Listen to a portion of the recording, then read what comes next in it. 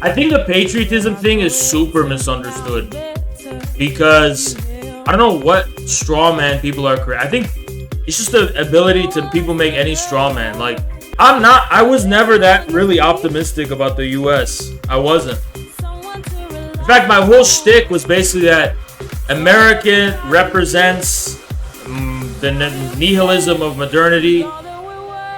China's the negation of the negation. America represents the pure negation.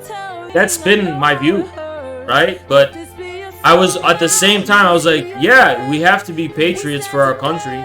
That's the minimum we can salvage, right? But I've actually developed my view a ton since then. And I'm going to talk to Logo about it because my view has really, really changed and evolved now. Now I finally understand what America is. And to me, America is the last puzzle piece in the story of the long revival of the Mongol Empire, more or less. Right? Can you explain that further? Yes. You never explained the Mongol thing to begin with? Okay, I'll explain the Mongol thing very quickly. Ready? All civilization has been defined by a dialectic between nomadicism and sedentary settled civilization, right? The settled civilization consolidates, the nomads, the barbarians come and take over. By virtue of their, they represent material reality. Settled civilization represents the harmony between ways of living and ideals, and nomads represent exteriority and materiality or whatever, right? So nomads are an invigorating force which sets civilization, returns civilization to its original founding tragedies, right? Whatever, founding realities. So, I'm skipping a lot. The point is, civilization culminated, this dialectic culminated in the form of the Mongols.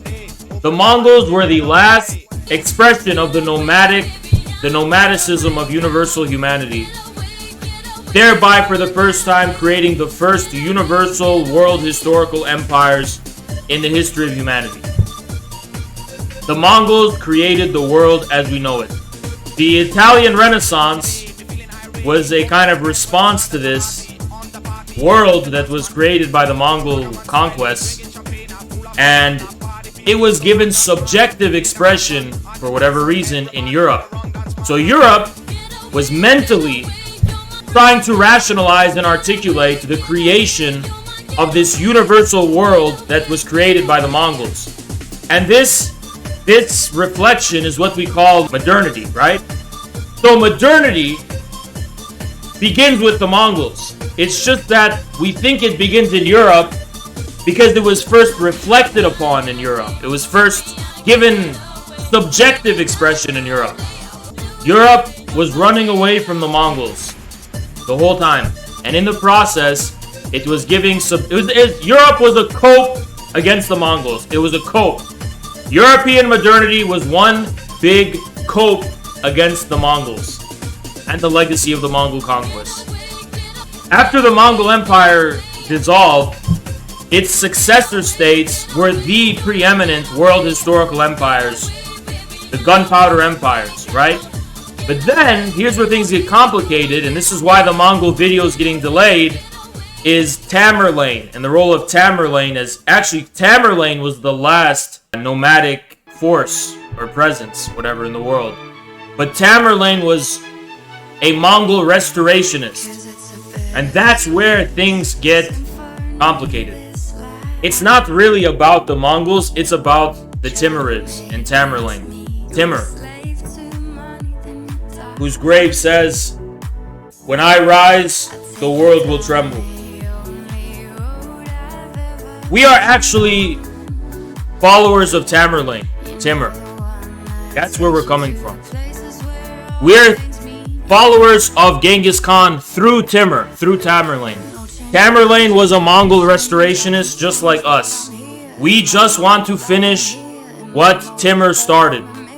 That's what we think communism is. Communism is about finishing what Timur started. Because Timur, here's the thing, Timur also represented a subjective expression of the legacy of the Mongol conquest too. It wasn't just Europe. Timur represents the lost enlightenment of Asia. Asia did experience a modern enlightenment, right? Corresponding with the Timurid conquest and the Timurid Renaissance. But the Timurid Renaissance was lost and forgotten. So to us, communism is a return to the Timurid Renaissance, which was a different trajectory than the European one. But here's where America comes in, is that Europe runs away from the Mongols and goes to the New World. And here we are. The New World's going to come back and return to the bosom of Asia. There you go. You keep going west forever, you'll end up east. Simple as that. To us, our American patriotism is about returning to Asia. It's about returning Europe to Asia. That's what it's about. Europe ran away from Asia, came to the New World, and we're returning us back to Asia. Civilizationally. So really, thank you, Sho. So really, in a sense, you can say that we are Eurasianists. Actually, we are Eurasianists on the American continent. We are American Eurasianists. Africa fits in through Ethiopia. Ethiopia is the bridge between Africa and Asia. And Africa will be the future. We don't know anything about Africa right now, but it will be the future. Africa is the future, 100%.